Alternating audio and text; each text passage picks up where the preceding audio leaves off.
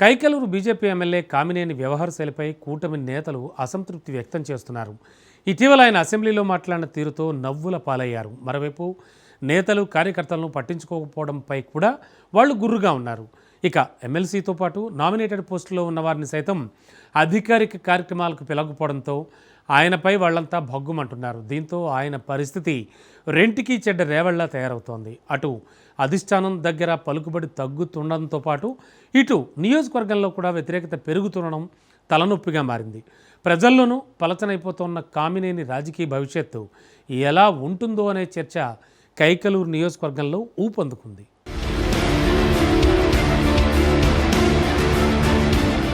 కామినేని ఈ పేరు తెలియని రాజకీయ నాయకుడు లేడు. ఢిల్లీ నుంచి గల్లీ దాకా ఏ పనైనా చేయించగల సత్తా ఉన్న నేత. అటువంటి కామినేని నేడు వివాదాల సుడిగండంలో ఉక్కిరిబిక్కిరవుతున్నారట. ఊపిరి పీల్చుకోలేని స్థితిలో ఉన్నారట. దానికి కారణం అసెంబ్లీ వేదికగా ఏదో చేద్దామని అనుకుని ఆయనకాయన బొక్కబోర్లా పడ్డారు.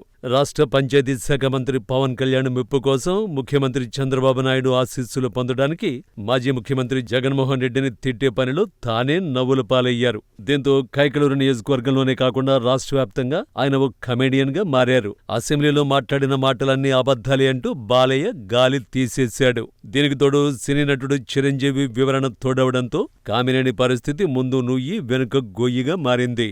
దీంతో కైకలూరు నియోజకవర్గంలో సొంత పార్టీ నాయకులు కార్యకర్తలు ముక్కున వేలేసుకుంటున్నారు. దీంతో పాటు ఎన్డీఏ కూటమి నుండి బీజేపీ తరఫున పోటీ చేసి తెలుగుదేశం జనసేన ఓట్లతో గెలిచి ఆ తర్వాత పట్టించుకోకపోవడంతో వారు తీవ్ర అసంతృప్తితో రగిలిపోతున్నారు.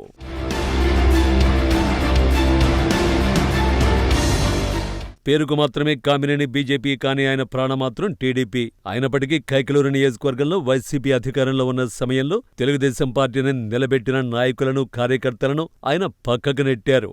వైసీపీ నుంచి వలసొచ్చిన వారికి పెద్దపీట వేయడం, వారికి అన్ని విధాలా సహకరించడం తెలుగుదేశం పార్టీ కార్యకర్తలకు రుచించడం లేదు.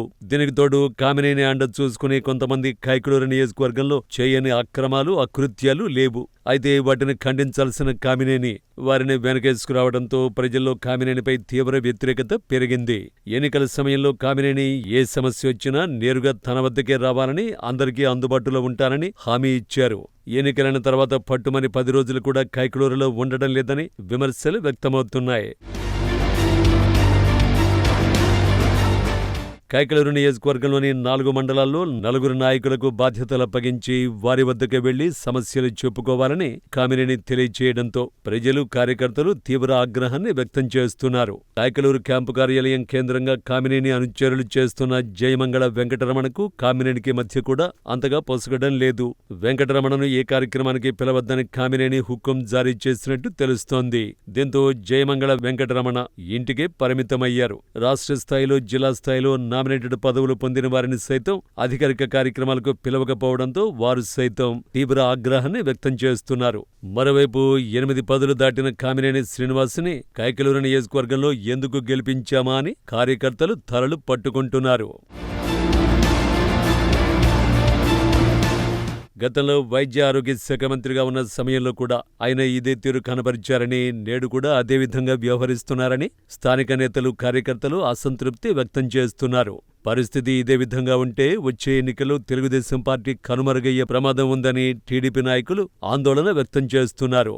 ఇప్పటికైనా కామినేని శ్రీనివాస్ తన వ్యవహార శైలి మార్చుకుని అందరినీ కలుపుకొని వెళ్తారో, లేక తనకు ఇదే చివరి ఎన్నికని తానింకా పోటీ చెయ్యను కాబట్టి పార్టీ ఏమైతే నాకేంటి అన్నట్టుగా వ్యవహరిస్తారో వేచి చూడాలి మరి.